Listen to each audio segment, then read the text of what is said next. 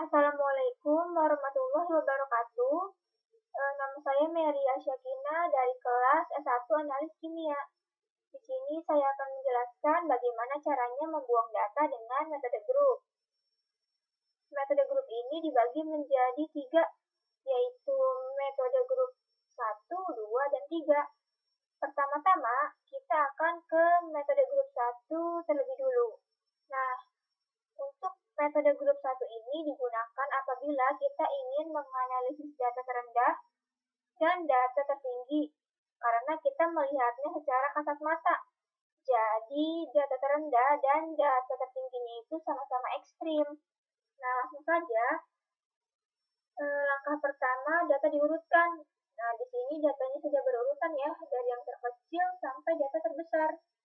Langkah kedua, perhatikan jumlah data, yaitu ada 7. Langkah ketiga, tentukan rumus.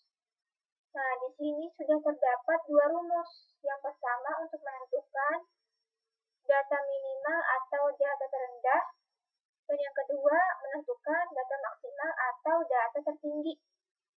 Nah, nantinya kedua rumus ini digunakan untuk menentukan apakah ada data yang perlu dibuang atau tidak. Untuk langkah keempat, masukkan data ke dalam rumus.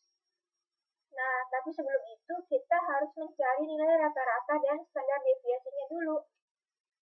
Langsung saja untuk mencari rata-rata, kita ketik sama dengan, kemudian kita ketik average, lalu blok data. Kita klik enter. Untuk mencari standar deviasi, kita ketik sama dengan, kita ketik std dan pilih standar deviasi sampel. Lalu blok datanya. Selanjutnya langsung saja nih kita masukkan data ke dalam rumus. Untuk mencari G1 min menggunakan rumus ini.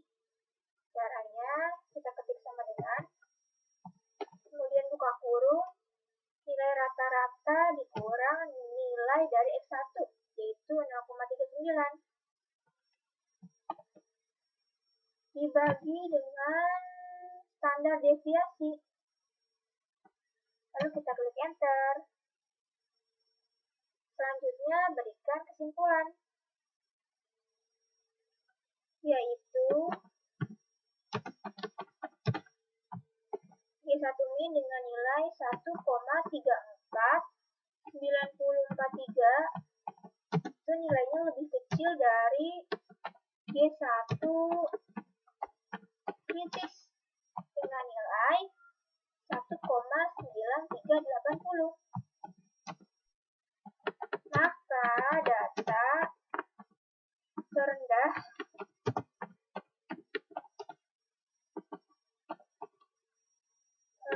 tidak dibuang. Selanjutnya menentukan G1 max. Caranya yaitu menggunakan rumus ini ya. Langsung saja sama dengan masukkan nilai rata-rata dikurang dengan nilai Xn 0,99 dibagi dengan nilai standar deviasi. Kemudian klik enter. Nah, karena di sini rumusnya itu absolut, maka datanya itu dipositifkan. Lalu kita berikan kesimpulannya. Untuk G1 max dengan nilai 1,69718 itu nilainya lebih kecil dari G1 kritis dengan nilai 1,9380. Maka data tertinggi tidak dibuang. Nah, jadi di sini data minimal dan data maksimalnya itu nilainya lebih kecil dari data kritisnya. sehingga tidak perlu ada data yang dibuang. Selanjutnya kita ke metode grup yang kedua, di mana metode grup 2 ini digunakan apabila kita akan menguji sekaligus nih data terendah dan data tertingginya. Nah, jika data ini ditolak atau data ini lebih besar nih dari data kritisnya, maka data ini langsung dibuang dari data yang terendah dan data tertingginya. Langsung saja untuk langkah pertama, yaitu data diurutkan. Nah, di sini datanya sudah diurutkan ya, dari yang terkecil sampai data terbesar. Untuk langkah kedua, perhatikan jumlah data. Ada 7 datanya. Langkah ketiga, tentukan rumus. Nah, di sini merupakan rumus dari graf 2 rendah dan tinggi, di mana nantinya rumus ini digunakan untuk menentukan apakah ada data yang perlu dibuang atau tidak. Untuk langkah keempat, masukkan data ke dalam rumus. Nah, sebelum itu, kita menentukan standar deviasinya dulu. Caranya ketik sama dengan ketik std, pilih yang standar deviasi sampel, lalu kita blok datanya.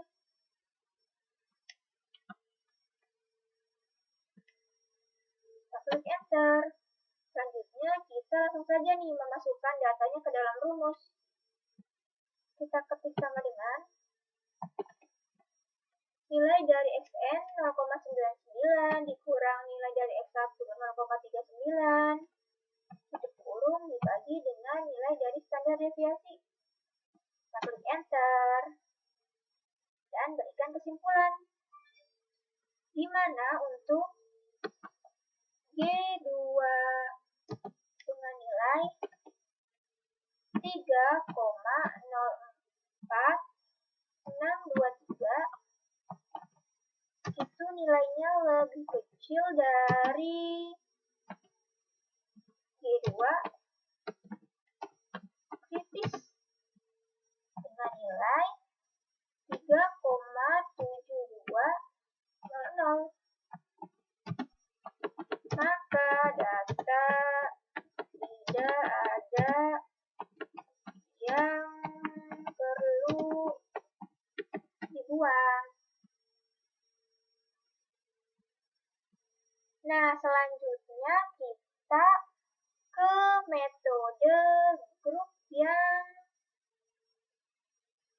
ketiga. Nah, metode grup 3 ini digunakan jika terdapat 2 data terendah dan 2 data tertinggi.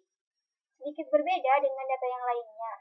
Jadi, data outliernya itu ada di 2 data teratas atau 2 data terbawah. Nah, langsung saja langkah pertama, yaitu data diurutkan. Nah, di sini datanya sudah berurut ya, dari yang terkecil sampai data terbesar. Langkah kedua, perhatikan jumlah data. Nah, jumlah datanya ada 7.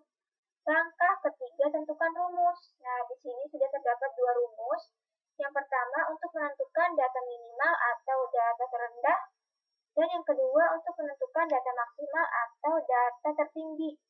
Nah, sebenarnya di sini rumusnya itu sama saja ya.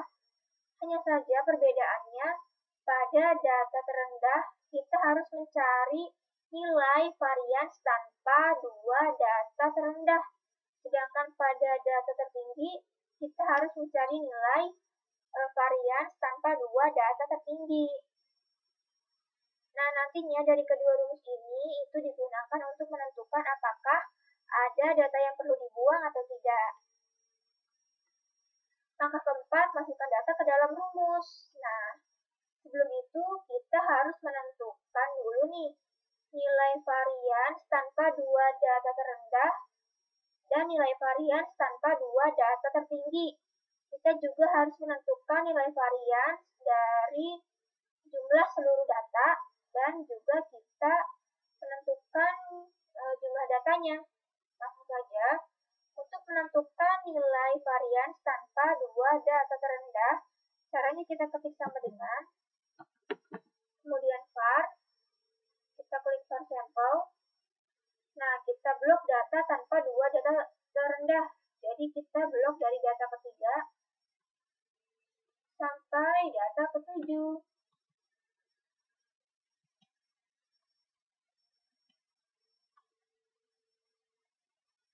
Nah, kita klik enter.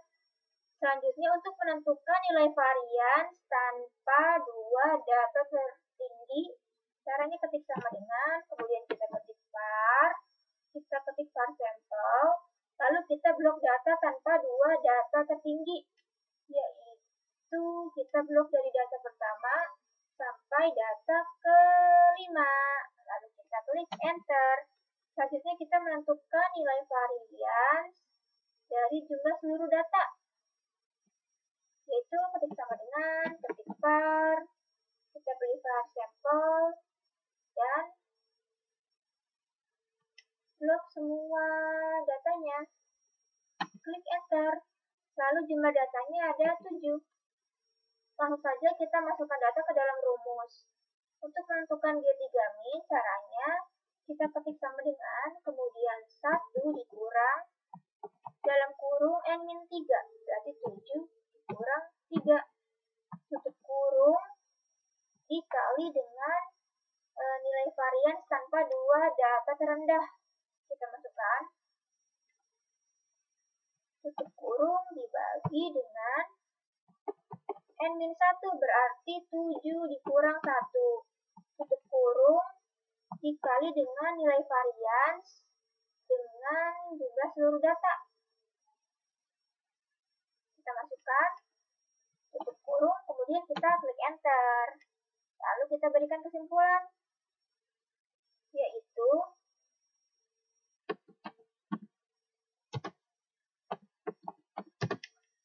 G3min dengan nilai 0,6266 itu nilainya lebih kecil dari